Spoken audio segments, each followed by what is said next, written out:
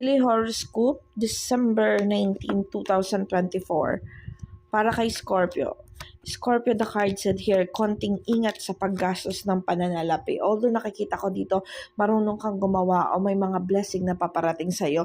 But then, sabi dito sa cards na kailangan nating maghinay-hinay. Kung may pumapasok, wag natin ibigay lahat. Matuto tayong mag-ipon. No? This card showing na you are guided with the universe. May mga pagpapalang paparating sa'yo.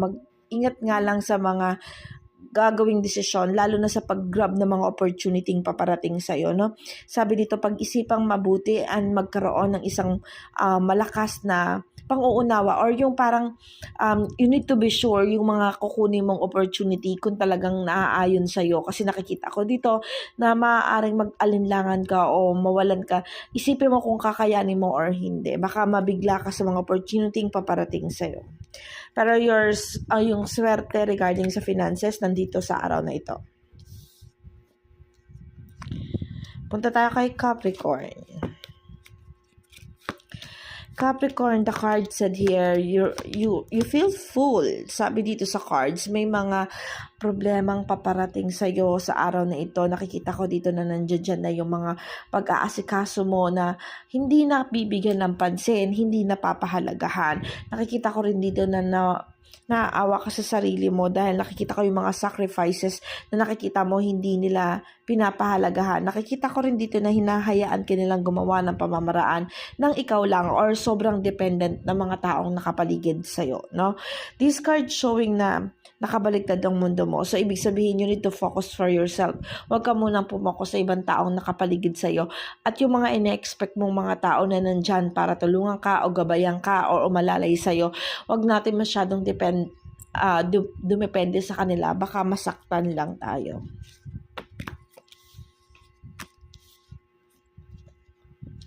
Pupunta tayo kay Libra.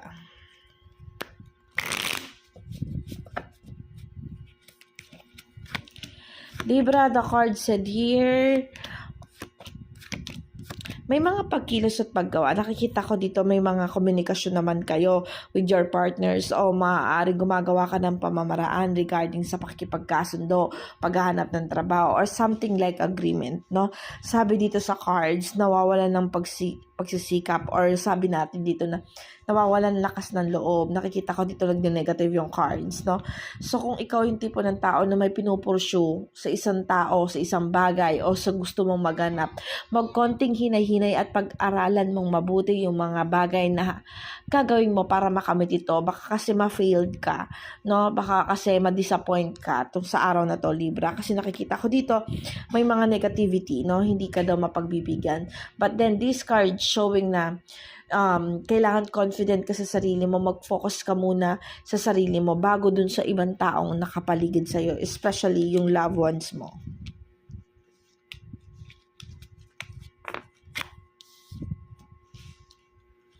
Pupunta tayo kay Aquarius.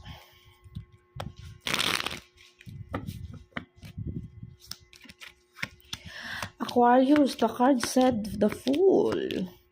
Okay, Aquarius, this card showing may mga pagkakamaling nagawa ng mga nakalipas, no? Sabi dito may miscommunication, may disagreement, pero nakikita ko dito nagpa-positive, negative pagdating sa finances, no? May mga dumarating and then nakikita ko rito may mga pagkakagastusan din, no? Nakikita ko rito sa cards na you have new beginning. Meron kang new beginning, sana gawin mo lang ng maayos, i-grab mo lang yung opportunity at kailangan maibalanse mo pagdating sa finances at yung new beginning na kinakaharap mo, no? Nakikita ko dito na nagkakaroon o magkakaroon ng conflict kasi hindi mo siya mababalanse. But then this card showing na kailangan balanse mo lang, on off ka lang sa mga bagay na gusto mong gawin at dun sa mga bagay na dapat pina-priority mo. Pupunta tayo kay Gemini. Gemini, the card said here, okay, you are powerful this day. Sabi dito may mga pagdedesisyon na gagawin. Nakikita ko rin dito sa cards na nakikita ko rin dito sa cards na napapahalagahan yung mga bagay na ginagawa mo. Although nakikita ko ginagrab mo yung mga opportunity paparating sa'yo, nagkakaroon ng pagkakaunawaan, ang nakikita ko lang conflict dito is yung paggamit mo ng iyong resources or paggamit mo ng iyong financial, no? Sabi dito, you need to make balance. Nakikita ko dito maganda yung takbo ng araw mo, napapahalagahan ka, nakapag-desisyon ka ng tama, ginagrab mo yung opportunity at yung mga opportunity na kinukuha mo, Gemini, is suitable for you. Or sabihin na natin dito na hindi ka nagkakamali dun sa success na sa pinupuntahan mong pursue. But this card showing na kailangan mag-ingat lang pagdating sa finances. Kasi nakikita ko dito na over ka na yung parang pabulaksak sa pera. Pagpunta natin ngayon kay Leo. Leo, the card said here, miss opportunities, no? Sabi dito, alam kong meron pang naitatabi, meron pang kakayahan, independent pa sa ngayon, yung parang masagana pa sa ngayon. But this card showing na kung hindi mo i-grab yung mga opportunity yung paparating sa'yo, mauubos din yan kung anong meron ka. So, you need to think twice na i-grab yung opportunity agad-agad yung mga bagay-bagay, no? Sabi dito sa cards, Leo, na nakikita ko dito, you feel loaded. Sabi dito na wag mong hayaan na mawalan ka ng kakayahan na magbigay or tumulong. So, kung may mga paparating na oportunidad, i-grab mo yun. Huwag ka na mag-alinlangan pa, huwag kang mag-isip na okay ka pa sa ngayon. Kasi nakikita ko dito sa cards, maraming nandyan para sa'yo or maraming nandyan na nag-aantay ng tulong mo. Punta tayo kay Sagittarius.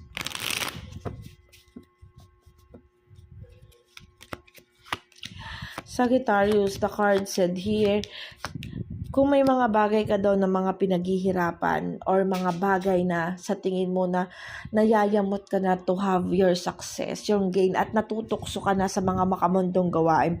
Sabi dito, wag mo daw hayaan na mawala yung mga bagay na pinaghirapan mo na dahil napapagod ka na, dahil natatakot ka na walang makapupuntahan yung mga bagay na pinaghirapan mo, or sabihin natin nayayamot ka dun sa proseso ng pag-asenso mo o yung mga bagay na gusto mo makuha. This card showing na it continue mo lang. Things will gonna be okay. Things will gonna be fruitful. Maging maingat ka na makapagdesisyon na against dun sa mga bagay na pinaplano mo o dun sa goal mo, no? Sabi dito sa cards, kapag ito ang nasunod sa'yo, ang the devil card, mga makamundong gawain, expect mo na mga bagay na pinaghirapan mo ay mapupunta sa wala. Pupunta tayo kay Taurus.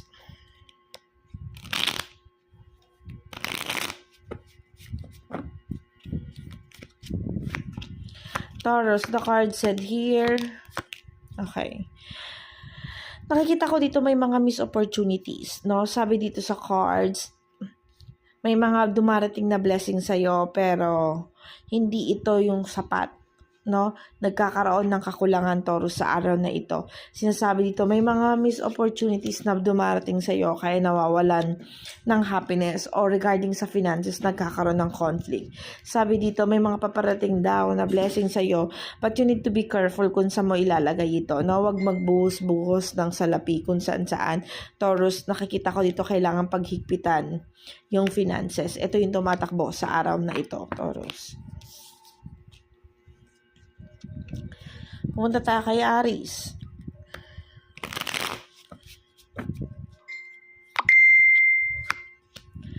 Aries, the card said here, victory. Nakikita ko dito, Aries, yung mga bagay na pinagsikapan mo. Nakikita ko dito yung mga opportunity na dumating sa'yo. Na may mga negativity man, pero this card showing na guided dito yung universe para ma-pursue mo yung masigit na kailangan mo.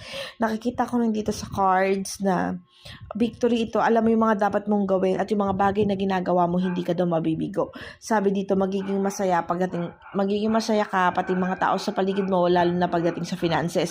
So, ibig sabihin, you are in the right path sa mga bagay na ginagawa mo, sa trabaho mo, sa business mo, o sa kung ano man ginagawa mo at sinusubukan mong gawin sa ngayon, no? Ituloy mo lang yan. I-grab mo lang yung mga opportunity paparating pa sa'yo. continue kasi nakikita ko nasa ayos ka naman sa araw na ito. Punta tayo kay Virgo.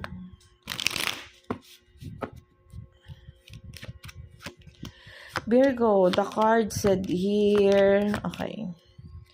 Nakikita ko dito na alam kong ginagrab mo yung mga opportunity paparating sa'yo. Nakikita ko rin dito sa cards na umiiwas ka sa mga makamundong gawain at gusto mo mag-focus. Gusto mo matapos yung problema, mga sigalot, pero nakikita ko hindi pa. Ito kasi yung right time para dun eh. Nakikita ko may mga conflict pang kinakaharap, may mga negativity pa. No? Sabi dito, kung ano man yung balak na ginagawa mo, maaaring hindi ito nakadestiny sa'yo. No? Kasi nakikita ko dito, bumabaliktad yung the world mo, and then nakikita ko dito maling pamamaraan. No? Although nakikita ko dito na wala naman conflict, wala naman makamundong gawain, ginagrab mo naman yung opportunity, ayaw mo na mawawasak kung ano yung mga bagay na simulan mo. Pero you need to think kung ito ba, kung ano yung pinupursue mo ngayon, ito ba yung para sa'yo o hindi. Kasi nakikita ko dito, kung binigay mo na yung the best mo at hindi mo pa nakuha hindi mo pa na-achieve yung mga bagay na gusto mong makuha, baka hindi ito nakadestiny sa'yo, no? Kasi nakikita ko dito, you're trying hard to do your best, pero kaya lang hindi, no? You need to have a change plan or plan B, ganon, no? Gawa ng pamamaraan para makakuha yung goal na iba. Pisces, the card said here, nawawalan ng guidance ng universe. Kung may balak kang lumayo, kung may mga balak kang gumawa ng pamamaraan. Regarding sa finances, wala akong nakikitang problema. Pero nakikita ko dito yung relationship with other people. Pisces, nakikita ko dito na kailangan mag-mellow ko muna, mag-disconnections, or sabihin na natin na i-avoid mo muna focusing with other people yung araw mo ito. Huwag ka muna mag-focus doon. Mag-focus ka muna sa finances kasi nakikita ko things will gonna be fruitful for you. Nakikita ko dito maayos naman yung mga bagay-bagay regarding sa finances. Ang nakikita ko lang dito, may mga bagay kang matuklasan, malaman. May mga bagay kang malaman o matuklasan daw. Sabi dito sa cards, nawawala ng guidance ng universe, but it was related to the person, to other people, no? Sabi dito sa cards, no? So, kailangan focus muna sa goal para hindi masira ang ating araw. Tomorrow is another day. Ganun lang, Pisces. Pupunta tayo kay Cancer. Cancer, the card said here, kulang sa pagkilos at paggawa. Nakikita ko dito sa cards na kailangan daw gumawa ng aksyon kung kailangan lumayo o magsumikap or gumawa ng pamamaraan, dumistansya sa mga taong nagne-negative. Kasi nakikita ko dito sa cards, negativity, may mga taong nag-a-against sa'yo. Sabi dito, and victory, kumbaga ganyan, no? Sabi dito, you need to have strength, maging matatag lang. Huwag mo daw pansinin yung mga negativity na dumarating sa'yo. Kung nagde-negative yung the world mo, focus ka kung dun ka sa family mo mag-focus. Dun kung paano ka makaka-earn ng money. Focus ka sa sarili mo to be a better, no? Cancer, nakikita ko kasi dito may mga negativity pero hindi kasi maaalis yun. Hindi mawawala yun. May mga ganun talaga sa buhay, Cancer. But this card showing you need to focus kung saan ka dapat mag-excel. Huwag dun sa mga tao na nagpapabaksak sa'yo o dun sa sitwasyon na alam mong hindi mo ikaaangat.